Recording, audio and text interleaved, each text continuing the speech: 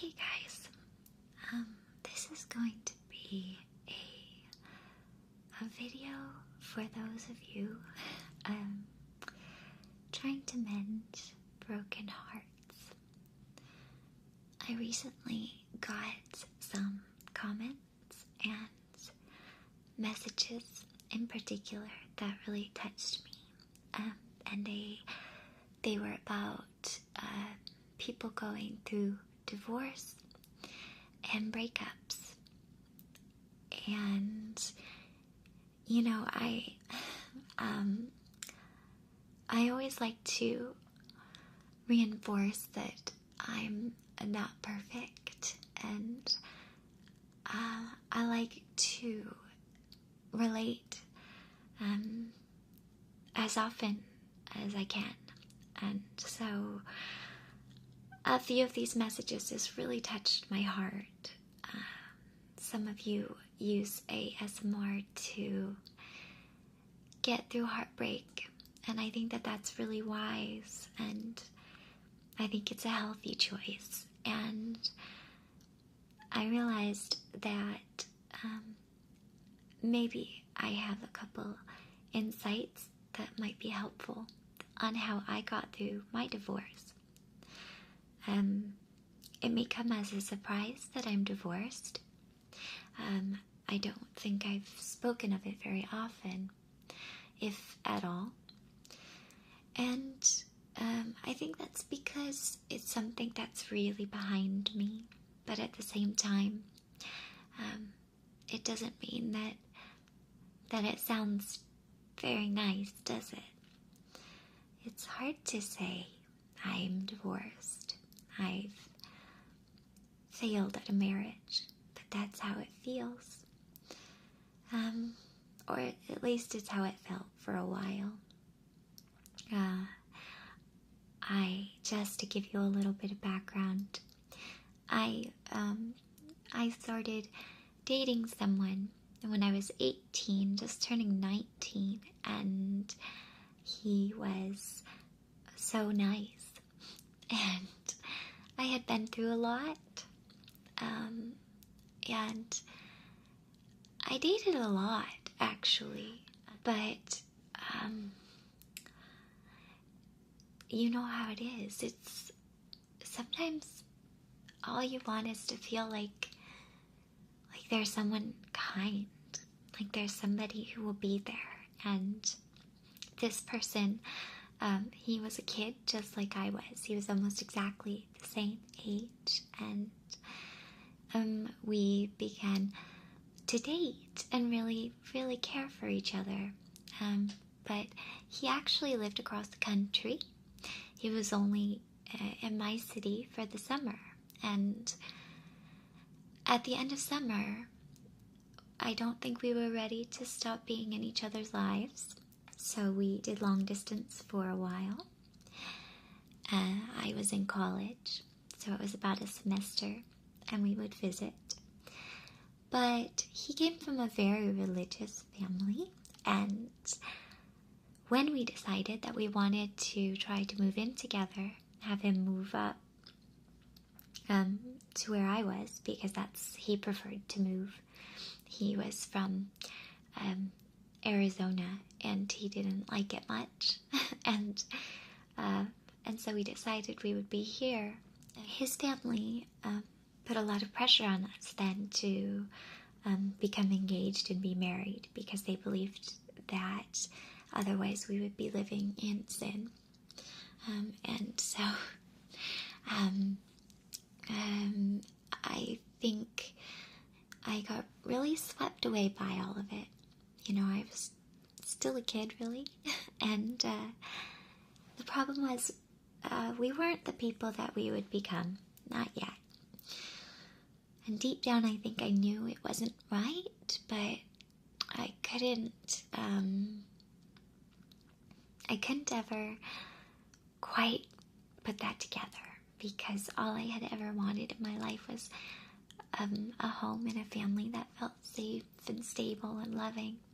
So, in any case, we were together, married for maybe 4 years, and I loved him as you would love a dear friend, but I don't think we inspired each other or pushed each other to be more, to be better. And there were some other issues, and I don't believe in speaking poorly of the people in our pasts, but I will just say that it was not healthy, and yet every time I tried to leave, I worried about him. I didn't want him to be alone. And anyhow, the important thing is he isn't a part of my life, but I'll always love him in his heart. But I also know that it is fairer and better that we've both been able to find our own happiness. So that's all I'll say about my story, because this really isn't about me. But I did want to tell you that I relate. I'm not just spouting off things. These are just my thoughts from my own experience. So I finally got away. I won't say got away from the marriage, but got away from the paradigm I was in. I realized that me being unhappy with him, for his own sake, in my mind, it wasn't right, because it wasn't really allowing him to find a wife who was just over the moon for him, who was crazy for him. And also, we both needed to be healthy in different ways. I was very deep into an eating disorder, and he had his own addiction to face. So we had to grow, and we weren't growing together, and it wasn't healthy. So, and I wanted to stay in his life, and at first I'd go over to his house to clean, to put food in the house, to take out things that I felt were bad for him to have, but and he would try to leave gifts and call and email, and I realized I wasn't letting him move on, and I had to be stronger than how I felt. I had to let him let go of me. So I feel lucky that we never had any children or anything like that. Some of you, I know, are going through breakups or divorce or have been through them, and when there's children involved, it's infinitely more complex. And all I can say is, I am a child of divorce. A lot of us are.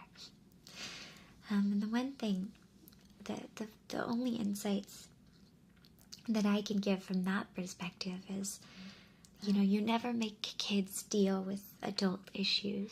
And that means that you don't worry about winning with your kids. You don't worry that you're going to be the parent they like, or you're going to be the parent that they blame. I think that happened with my parents. And,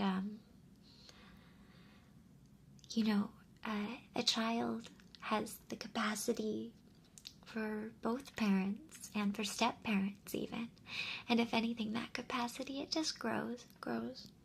So if you are a parent who has children and you're going through a breakup, I encourage you just to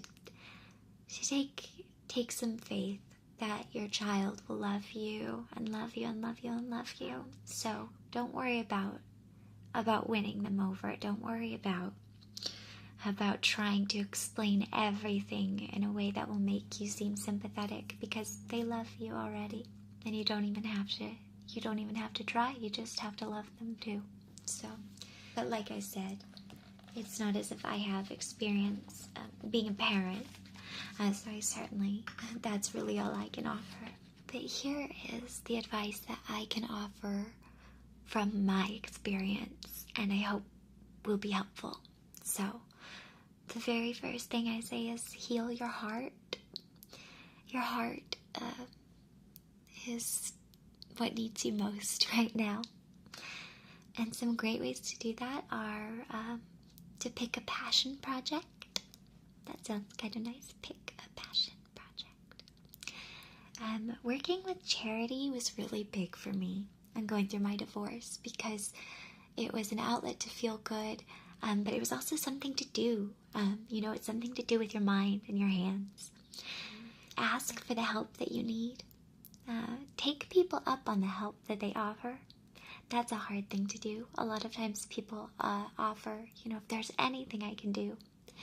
And if you're trying to support somebody going through divorce or a breakup, they always say, offer specific things, because it's easier to take someone up on something specific. So say, hey, if you need me to babysit, hey, what if I, came over and helped you clean up your house a little bit? Hey, let me take you out to dinner. Why don't I pick you up some groceries at the store? Those kinds of things can be really helpful. And so ask for the help you need, but also take people up on the things that they offer. They really mean it when they offer. At least most of them do. And it makes them feel good to be able to help because they want to.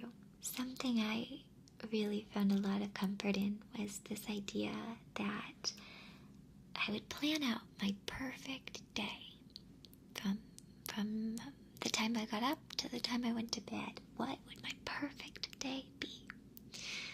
And I figured that out. I figured out the places I'd like to go, the things I'd like to eat or drink, the people I might want to see, or maybe I wanted to be alone. And once a month, I would execute my perfect day. I would have it. And it sounds silly, but it gives you a little bit of a rush of independence, a little bit of a rush of autonomy, of agency.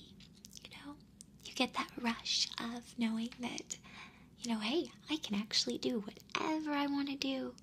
And it can be really liberating, and it can help remind you of who you really, really are, and getting back to your needs. And it's a great way to frame your desires, and it's a great way to frame who you are and what you really enjoy, so that when you do eventually get back out there and think about dating, you can look for somebody who enjoys the same things you do.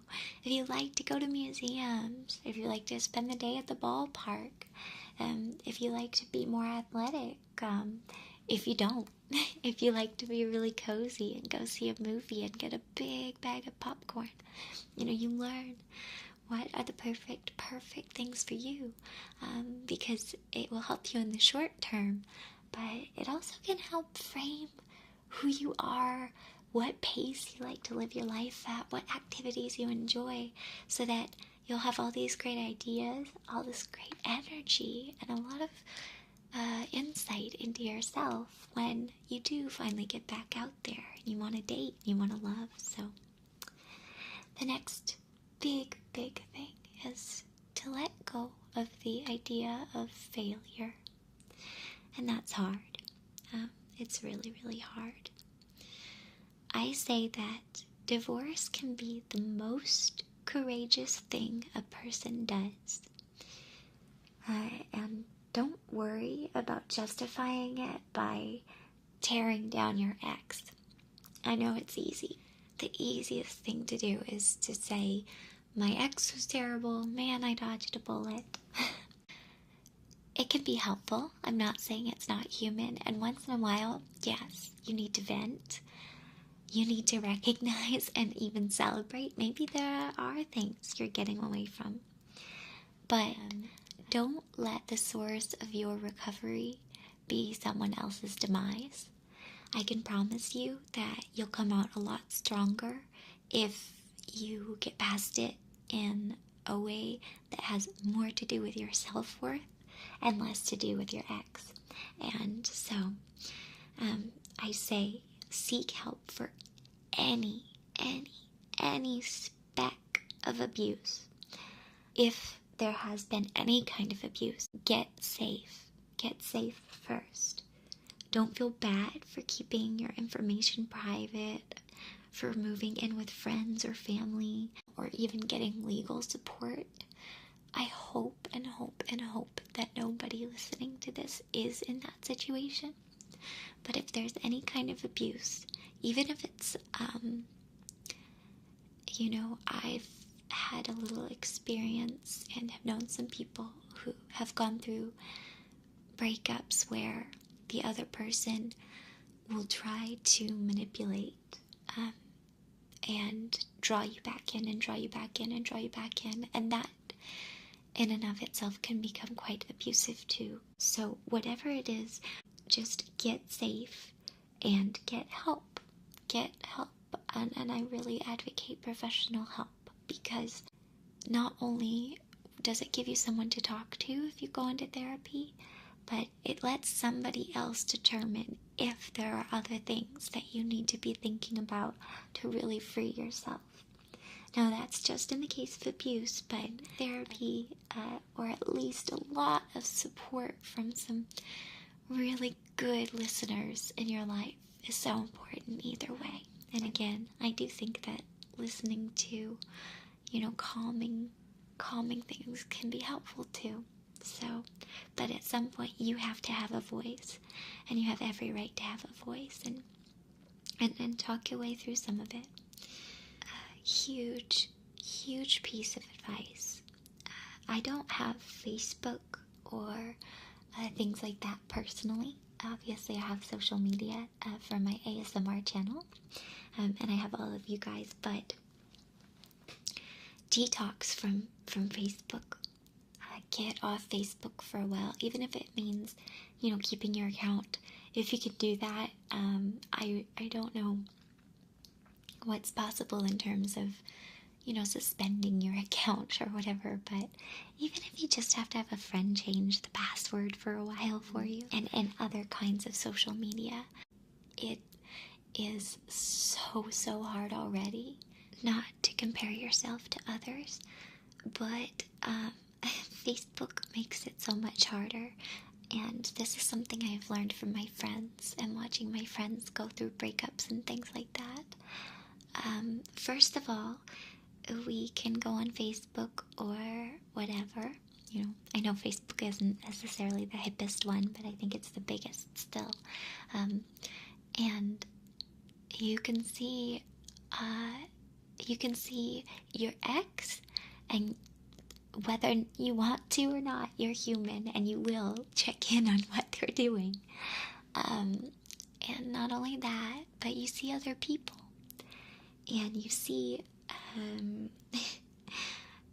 other people in the way they want to be seen. And I'm telling you, never compare your real life to the highly edited and carefully curated life of others, because that is an unfair field.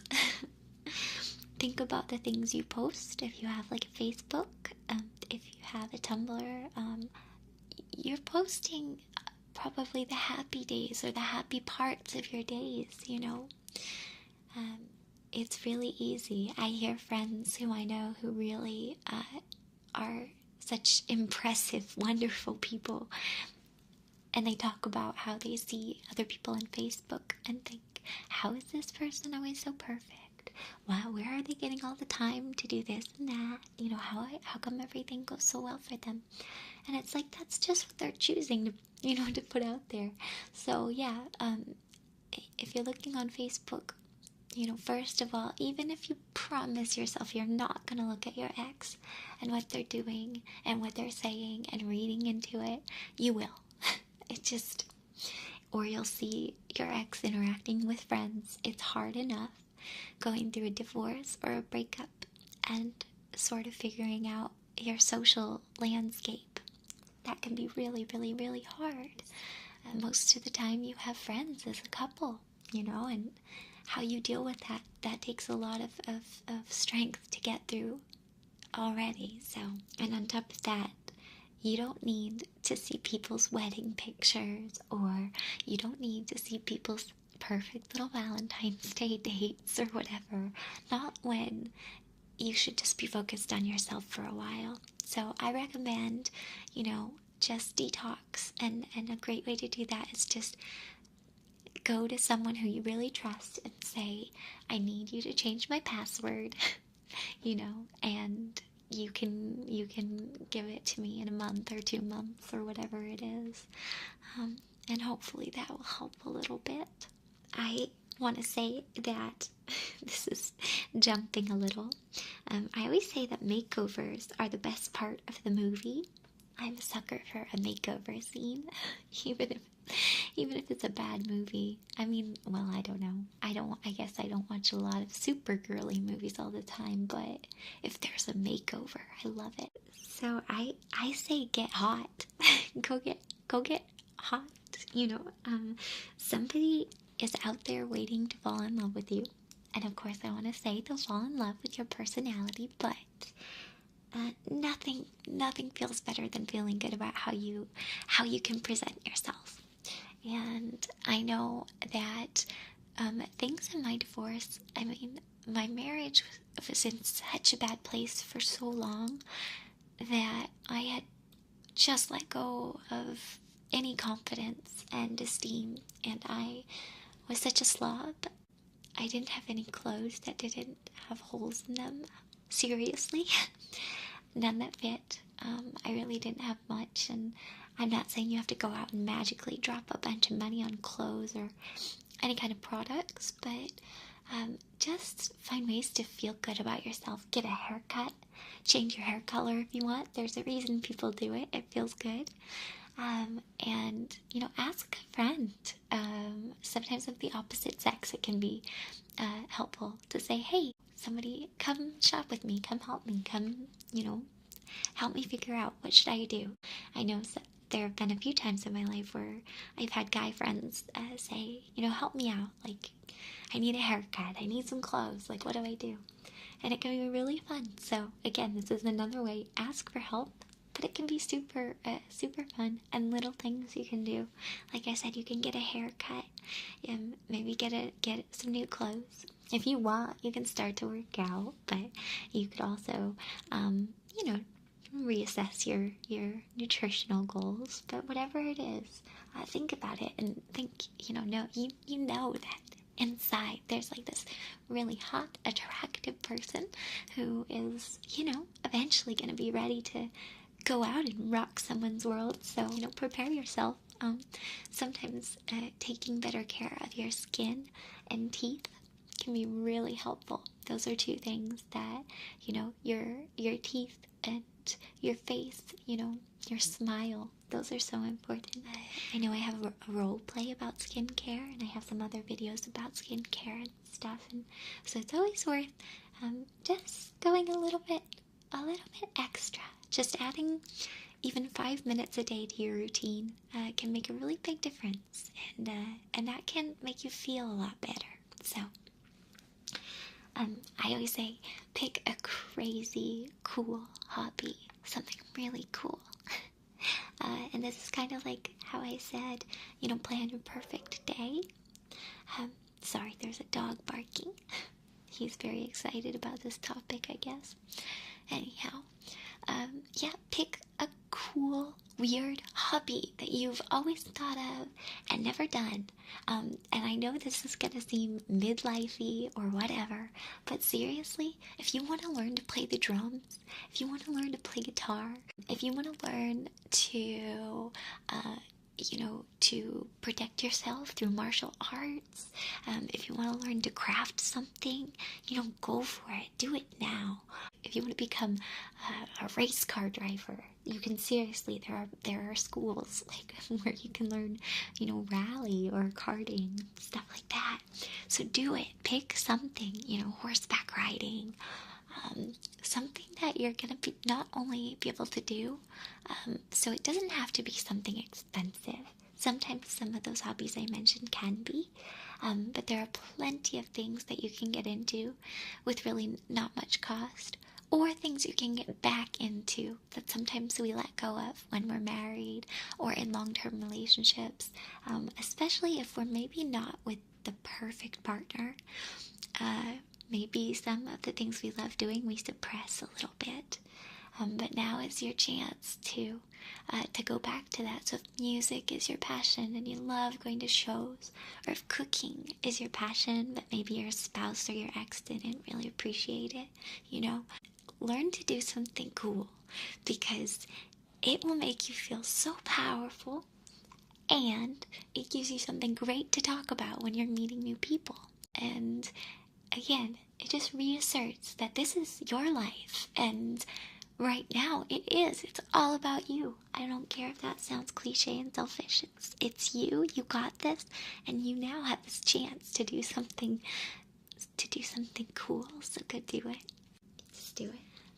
Finally, I want to tell you what's possible, at least in my opinion, because I will say, I think a lot of you probably think I am like a big, gushy romantic, and there was a long time in my life where I just kind of believed that, I don't know, I think when I was young, I just,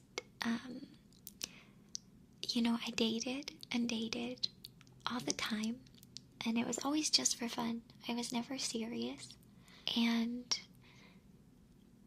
in doing that, I encountered some people who were really not careful with my heart, and eventually some, actually really bad, I don't like to call people bad, but some bad guys. So the second I found someone who was kind, and to this day and forever I will say he is and was kind, at least at heart, and he always meant well, I know. There is actually more. There is somebody out there, and I'm not a fatalist. I don't believe in destiny. I don't believe everything happens for a reason, and everything's preordained, but I do believe in love and partnership. And I have to say, there is for you. I know for you, because I know so many of you. It's hard because there are so many of you, and I'm so glad. But I know a lot of you, and I also extrapolate a lot. And the kind of people who seem to come here and listen are people who want to grow, people who want to challenge themselves, people who love to listen, and also aren't afraid to share, and people who have really, let's just face it, I think around here we all have some really, really cool interests and hobbies, and I say that because I just think we have a lot in common, so it's a little self-centered. But I think we're a pretty cool group. We are. And all you have to do is look around in the comments, and I bet you'll hear voices and see comments that you can recognize and relate to. And so I encourage you to take faith in that. There are cool people, and there are people out there who not only share things in common, because yes, it's cool to have things in common, favorite movies, the kind of music you like, but at the end of the day, deep down, what matters is what you value, what you prioritize. And I think a lot of us around here prioritize comfort as much as we do discovery. And so that means that we love to be cozy, and we love to relax, and we also love to learn new things and sort of grow our worlds and our worldviews. And it can feel sometimes like there aren't that many people like that, but there's all of us. There's all of us. So there is, I know, partnership that inspires, challenges, and nurtures you. And after being married very young, and not ever really feeling like it was truly a marriage, I now believe in love more and more and more and more, infinitely more than I ever did. And it's hard for me not to get choked up, because I never ever thought somebody could love me and accept me and also make me without a word. I mean, my partner has never once told me to do anything. and yet I want to do everything to be the best I can be as a partner, but also as a person. And there's a couple of you out there, more than a couple actually. I know that there's couples who both watch my channel, and I'm thinking of a few of you in particular. And I love hearing your love stories. I love love stories that involve ASMR, that people both listen to it together. I think that's gorgeous. It's gorgeous. Anyway, so if I can believe in love, I hope that you can. Even if you feel like the weirdest, most peculiar person, or even if you feel like most people you meet are not the total package. You know, there's a couple things to keep in mind. One, it takes a while to get to know someone. And sometimes the coolest people, they hang back a little. You know, they don't necessarily put it all out there right off the bat. And that can be nice. Discovery can be nice. Patience and time. And I really, really believe that you can be friends first. I believe that the friend zone, I know, the friend zone, right? Such a scary place on the internet to be talked about. But my love was my friend for years. And I believe that things evolve. I also believe that there are moments, really crystallizing moments, where we realize we're in love. And then there are moments when we realize we've lost love. I hope this is a moment where you can at least start to believe in love again. And believe that whatever it was you had before, you can actually have more than that. Something even better. And until then, and even through then, and until, gosh, as long as I can imagine, I hope I can be here.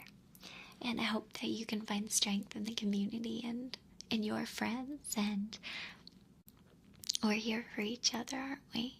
So I wish you the best, and if you are going through anything like this, I believe in you. I have tremendous faith, because you're listening, aren't you, to this specific video, because you really, really want to start this next chapter in your life.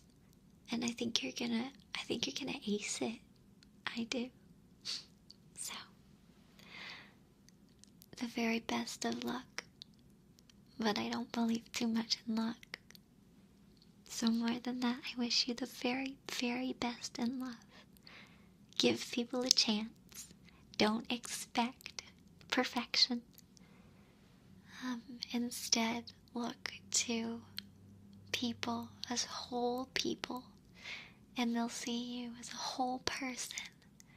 And one of those people is going to love every single